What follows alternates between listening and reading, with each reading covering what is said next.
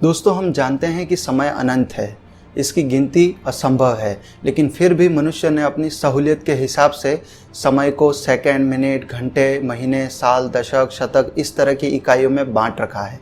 बस इसी प्रकार हिंदू शास्त्रों में समस्त ब्रह्मांड का जो लौकिक समय है, इसे नापने की सबसे बड़ी इकाई को युग कहा जाता है। हिंदू शास्त्रों में 4 प्रकार के युगों का वर्णन है। ये युग क्रमशः सतयुग, त्रेतायुग, द्वापर युग और कलयुग हैं। सतयुग अर्थात सत्य रूपी धर्म जब अपने चारों पग पर खड़ा था। त्रेता में धर्म के लड़खड़ाने की शुरुआत हुई और यह 3 पग पर आ गया। द्वापर में धर्म 2 पग पर खड़ा था और वर्तमान में यानी कलयुग में धर्म केवल 1 पग पर ही खड़ा है। दोस्तों, युगों के विषय में जानकारी देने से पहले मैं आपको वायु पुराण के संदर्भ से एक कहानी सुनाना चाहता हूँ, जिसके बाद जब हम युगों के बारे में जानेंगे तो आप उस जानकारी को आसानी से कनेक्ट कर पाएंगे। दोस्तों, पिछले वीडियो में हम सूर्यवंशियों की वंशावली तो जान ही चुके हैं। आज यहाँ इस कहानी की शुरुआत भी उसी वंश के एक राजा वैवस्वत मनु से शुरू होती है। वैवस्वत मनु के 10 पुत्रों में से एक पुत्र थे शर्याति। शर्याति के पुत्र हुए रेव और रेव के पुत्र हुए रेवत। राजा रेवत का जिक्र इतिहास में बड़े ही पराक्रमी, दयालु, योद्धा एवं धर्मात्म राजा के रूप में होता है। उन्होंने ही कुशस्थली राज्य की स्थापना की थी, जिसे आज हम द्वारिका के नाम से जानते हैं। तो राजा रेवत की एक पुत्री हुई रेवती, जो कि अत्यंत ही सुशील एवं सुंदर थी। जब वह विवाह के योग्य हो गई तो राजा रेवत ने उनके लिए योग्य वर की तलाश शुरू कर दी। राजा रेवत ने चारों दिशाओं में रेवती के लिए योग्य वर को ढूंढा, लेकिन जब कोई योग्य वर नहीं मिला तो वे निराश होकर अपने कुलगुरु के पास गए। कुलगुरु ने उनकी व्यथा सुनकर उनसे कहा कि चूंकि ब्रह्मा जी ने सृष्टि की रचना की है, इसलिए आप उन्हीं के पास जाइए, वे इस विषय में आपकी ज़रूर मदद करेंगे। तो अब राजा रेवत अपनी पुत्री के साथ एक लंबी यात्रा के बाद ब्रह्मलोक में पहुँचे। जब वे वहाँ पहुँचे तो उन्होंने देखा कि ब्रह्मा जी गंधर्वों के एक संगीत कार्यक्रम में मंत्रमुग्ध हैं। इसलिए उन्होंने इस कार्यक्रम के खत्म होने के लिए कुछ दिनों तक वहाँ प्रतीक्षा की और जैसे ही कार्यक्रम खत्म हुआ वे ब्रह्मा जी के पास पहुँचे और अपनी व्यथा सुनाई। राजा रेवत का दुख सुनकर ब्रह्मा जी ने उनसे कहा कि वत्स, चिंता मत करो, पृथ्वीलोक पर भगवान विष्णु ने श्री कृष्ण अवतार में जन्म लिया है और उनके बड़े भाई बलराम जी रेवती के लिए योग्य वर हैं।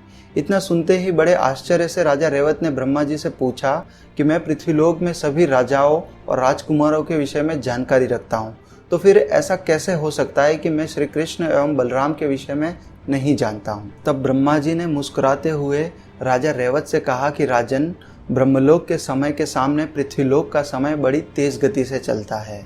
आपके पृथ्वीलोक से प्रस्थान करने एवं यहाँ ब्रह्मलोक में समय बिताने के दौरान वहाँ सतयुग एवं त्रेतायुग बीत चुके हैं। अब जब आप वहाँ पुनः लौटेंगे तो वहाँ द्वापर युग चल रहा होगा। इसी काल के दौरान आपकी जानकारी के तमाम राजाओं, राजकुमारों और उनकी कई पीढ़ियों ने मृत्यु को प्राप्त कर लिया है और इसी काल के दौरान कई नए लोगों ने भी जन्म लिया है। इसलिए स्वाभाविक है कि आप उनके विषय में जानकारी नहीं रखते हैं। दोस्तों, इस बात को सुनकर कई लोग इसे काल्पनिक बताते हुए इस पर उपहास करने की कोशिश भी करेंगे, लेकिन मैं उन्हीं लोगों से इस विषय पर एक छोटा सा गूगल कर इस पहलू पर वैज्ञानिक तर्क भी पढ़ने की सलाह दूंगा कि जैसे जैसे हम पृथ्वी से ऊपर की ओर जाते हैं, वैसे वैसे जो ग्रेविटी का प्रमाण है वह भी घटता जाता है। यही कारण है कि हम जिन इकाइयों में समय को नापते हैं उसकी गति भी घटती जाती है। यही कारण है कि चंद्रमा का एक दिन पृथ्वी के 28 दिनों के बराबर होता है। खैर, कहानी में आगे बढ़ते हैं।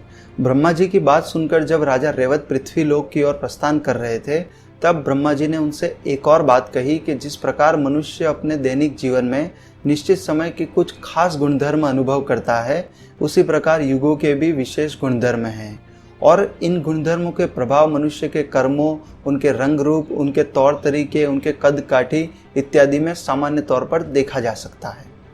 इसके बाद राजा रेवत और रेवती पृथ्वी पर लौटे तो यहाँ का नज़ारा देखकर दंग रह गए।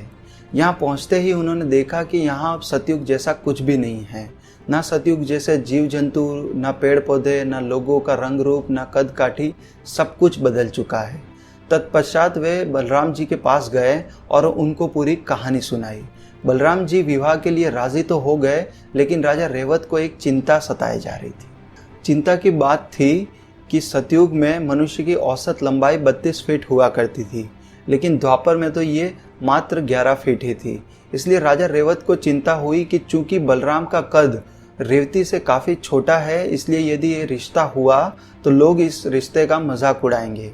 तभी बलराम ने अपने हल से रेवती के कंधों को नीचे की ओर दबाया और रेवती का कद द्वापर युग की महिलाओं जितना हो गया और फिर दोनों का विवाह संपन्न हुआ। तो दोस्तों, बलराम जी के विवाह की इस कहानी के पश्चात मुझे उम्मीद है कि आपको युगों के बारे में एक बेसिक समझ आ गई होगी। अब हम इसे विस्तार से समझते हैं।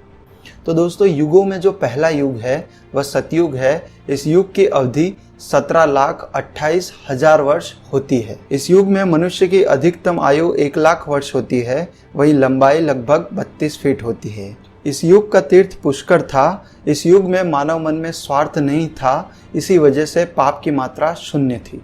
इस युग की मुद्रा यानी करेंसी रत्न थी एवं बर्तन स्वर्ण के उपयोग में आते थे। इस युग में मानव रिश्ते सभी प्रकार के बंधनों से मुक्त, प्रेम एवं आध्यात्मपूर्ण थे।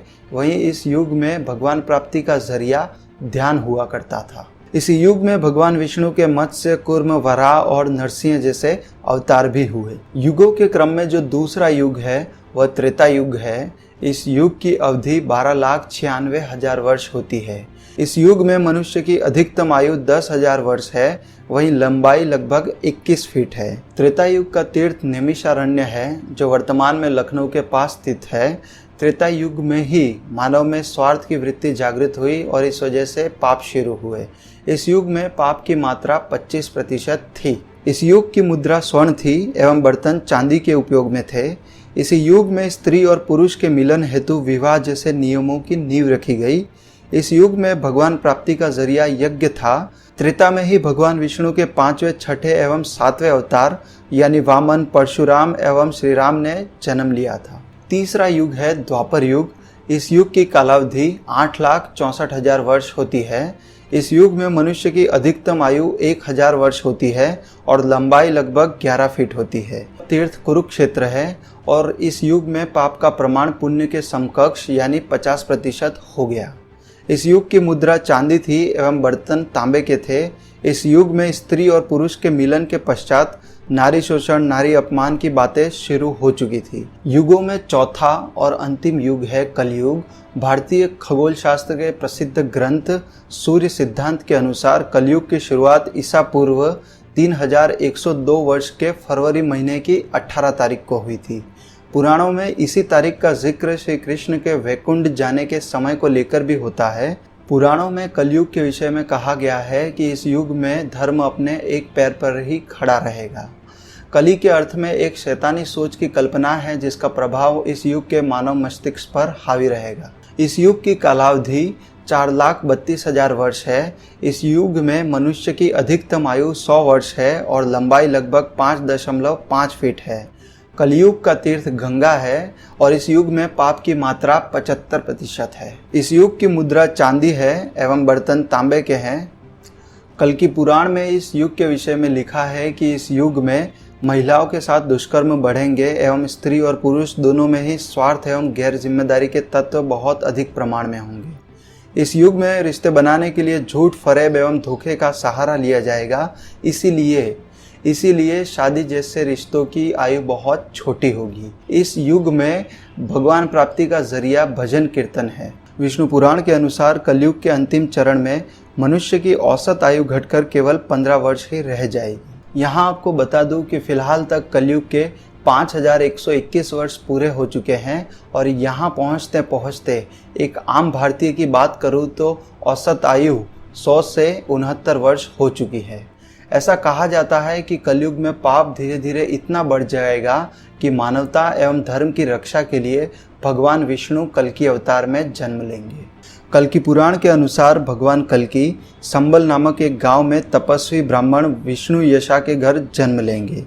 आपको यहाँ बता दूं कि वर्तमान में संबल नामक गांव उत्तर प्रदेश के मुरादाबाद जिले में स्थित है।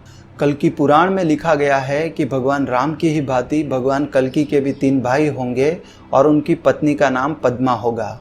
साथ ही इस बात का भी जिक्र है कि भगवान कल्कि अपने कर्मों से धर्म की स्थापना करेंगे और एक बार फिर धर्म अपने चारों पैरों पर खड़ा हो जाएगा।